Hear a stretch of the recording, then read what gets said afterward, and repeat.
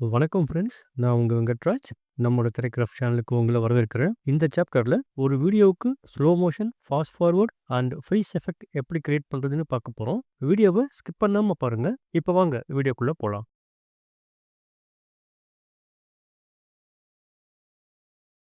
இந்த டைம்லைன்ல நான் ஒரு வீடியோ கிளிப் ஆல்ரெடி இம்போர்ட் பண்ணி வச்சிருக்கேன். முதல்ல இந்த வீடியோவ ஒரு முறை முழுசா ப்ளே பண்ணி பார்க்கலாம்.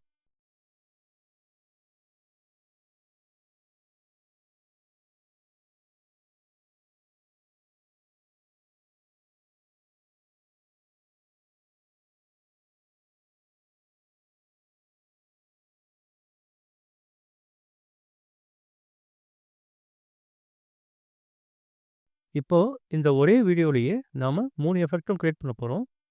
அதனால நான் இந்த வீடியோவ 2ஆ கட் பண்றேன். இந்த வீடியோவோட மொத்த டியூரேஷன் எக்ஸாக்ட்டா 20 செகண்ட்ஸ் இருக்கு. நான் இப்போ ஃபர்ஸ்ட் பார்ட்டுக்கு 6 செகண்ட்ஸ்ல கட் பண்றேன். ஸோ டைம்லைன் கர்சர் எக்ஸாக்ட்டா 6த் செகண்டுக்கு மூவ் பண்ணி இந்த ஸ்ப்ளிட்டிங் டூலை யூஸ் பண்ணி 2ஆ ஸ்ப்ளிட் பண்றேன். முதல்ல ஸ்லோ மோஷன் எஃபெக்ட் எப்படி அப்ளை பண்றதுன்னு பார்ப்போம். ஸ்லோ மோஷன்னா வீடியோவ நார்மல் ஸ்பீட விட ஸ்லோவா ப்ளே பண்ண வைக்கிறது. இப்போ இந்த ஃபர்ஸ்ட் பார்ட் ஆஃப் வீடியோவுக்கு நாம ஸ்லோ மோஷன் கிரியேட் பண்ணலாம். அதுக்கு வீடியோ கிளிப்பை செலக்ட் பண்ணி ரைட் சைட் ப்ராப்பர்ட்டிஸ் விண்டோஸில் பார்த்தீங்கன்னா ஸ்பீட் ஃபீல்டு இருக்கும். இங்கே வீடியோ பிளேயிங் ஸ்பீட் வேல்யூவை பர்சன்டேஜில் மென்ஷன் பண்ணியிருப்பாங்க. ஸ்லோ மோஷன் இல்லை ஃபாஸ்ட் ஃபார்வர்ட் எஃபெக்ட் கிரியேட் பண்ணுறதுக்கு இந்த வேல்யூவை ஜஸ்ட் மாற்றினா போதும். இங்கே டிஃபால்ட் ஸ்பீட் வேல்யூ 100 இருக்குது. அதை கம்மி பண்ணினா வீடியோ ஸ்லோவாக ப்ளே ஆகும். உதாரணத்துக்கு நான் 50 செட் பண்ணுறேன். ஒன்ஸ் ஸ்பீடை கம்மி பண்ணதும் வீடியோவோட டியூரேஷன் அதிகமாகிடுச்சு. கவனிச்சிங்களா? அது நேச்சுரல் தானே. 6 செகண்ட்ஸ் டியூரேஷன் உள்ள ஒரு வீடியோவை நாம் ஸ்லோவாக ப்ளே பண்ண வச்சா அதோட டியூரேஷன் அதிகமாக தானே செய்யும். இப்போ இந்த வீடியோ எப்படி ப்ளே ஆகுதுன்னு பார்க்கலாம். வீடியோவோட ஸ்பீட் பாதியாக குறைஞ்சிடுச்சு.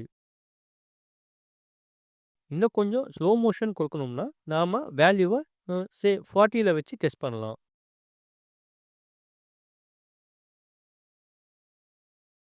ஸோ உங்கள் வீடியோவுக்கு ஏற்ற மாதிரி ஸ்பீட் வேல்யூவை செட் பண்ணி ஸ்லோ மோஷன் எஃபெக்ட் அப்ளை பண்ணலாம்.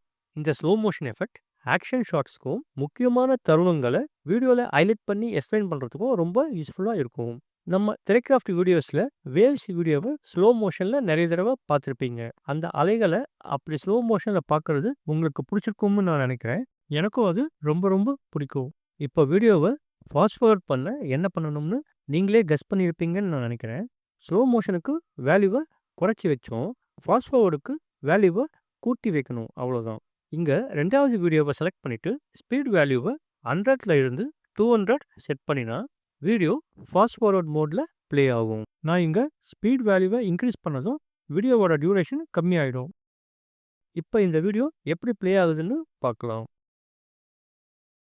நம்ம திரைக்ராஃப்ட் மாதிரி டுட்டோரியல் வீடியோவில் ரிப்பீட்டட் டெமான்ஸ்ட்ரேஷனை ஸ்பீடப் பண்ணுறத பார்த்துருப்பீங்க. ஏன்னா உங்களோட வெயிட்டிங் டைமை குறைக்கிறதுக்காக நான் அப்படி செஞ்சுருப்பேன். ஸோ இந்த ஃபாஸ்ட் ஃபார்வர்ட் மோடை வியூவர்ஸ்க்கு ஒரு வீடியோ போர் அடிக்காமல் இருக்கிறதுக்கும் சப்ஜெக்டோட எங்கேஜாக அவங்கள வச்சுக்கிறதுக்கும் எடிட்டர்ஸ் தேவையான சீன்ஸ்க்கு இந்த slow motion and fast forward எஃபெக்ட்ஸை அப்ளை பண்ணுவாங்க. இது வீடியோவுக்கு ப்ரொஃபஷனல் லுக் கொடுக்கும். கடைசியாக இப்போ வீடியோவை எப்படி ஃப்ரீஸ் பண்ணுறதுன்னு பார்ப்போம். ஃப்ரீஸ் பண்ணுறதுன்னா அவசியம் ஏற்படும் போது வீடியோவை ஒரு இமேஜ் மாதிரி அசையாமல் நிற்க வைக்கிறது.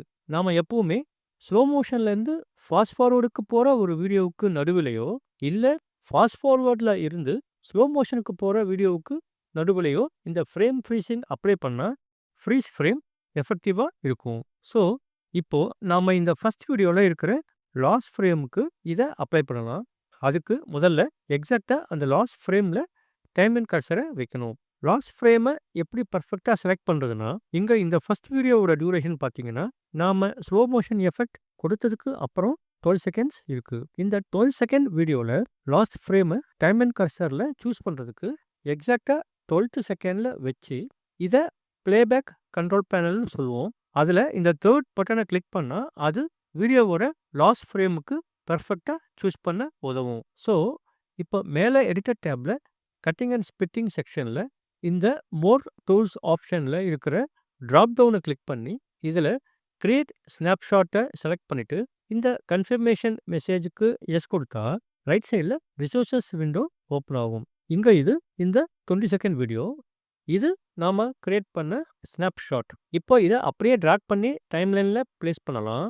இல்ல நேரா பிரிவ்யூ விண்டோல பிளேஸ் பண்ணாலும் இது டைம்லைன்ல ஆட் ஆகிடும்.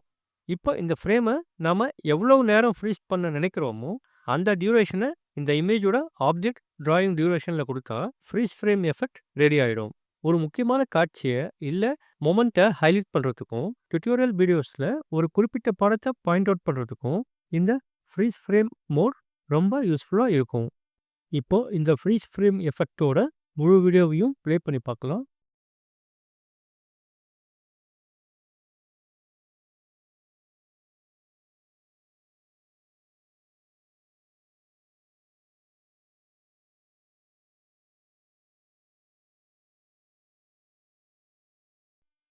ஸ்லோ மோஷன், ஃபாஸ்ட் ஃபார்வர்ட் மோடுக்கு இடையில ஃப்ரீஸ் ஃப்ரேம் எஃபெக்ட்டோட இந்த வீடியோ சூப்பரா வந்திருக்குல்ல? ஃப்ரெண்ட்ஸ், இப்போ இந்த வீடியோல நாம பார்த்தது எல்லாமே உங்களுக்கு புரிஞ்சிருக்கும், பிடிச்சிருக்கும்னு நான் நம்புறேன். பிடிச்சிருந்தா இந்த வீடியோவுக்கு ஒரு லைக் போடுங்க. உங்க கருத்துக்களையும், எண்ணங்களையும் கமெண்ட் பண்ணுங்க. மறக்காம உங்க ஃப்ரெண்ட்ஸ்க்கும் ஷேர் பண்ணிட்டு, அப்படியே இந்த த்ரிக்ராஃப்ட் சேனலை சப்ஸ்கிரைபும் பண்ணீங்கன்னா, இது போல இன்னும் நிறைய கண்டென்ட் போடுறதுக்கு எனக்கு ஊக்கம் குடுக்குற மாதிரி இருக்கும். நம்மோட அடுத்த சாப்டர்ல பிளர் டெக்ஸ்ட் அனிமேஷன் VSTCல எப்படி ஒர்க் ஆகுதுன்னு பார்க்கலாம். இது ரொம்ப இன்ட்ரெஸ்டிங்கா இருக்கும். இந்த வீடியோவை மிஸ் பண்ணாம இருக்க கீழே இருக்கிற பெல் ஐகானை கிளிக் பண்ணுங்க. அப்பதான் என்னோட இந்த அடுத்த வீடியோவுக்கான நோட்டிஃபிகேஷன் உங்க ஹோம் ஸ்க்ரீன்ல வரும். ஸோ ஃப்ரெண்ட்ஸ், அடுத்த வீடியோல சந்திப்போம். டில் தென் பை டு யூ ஆல்.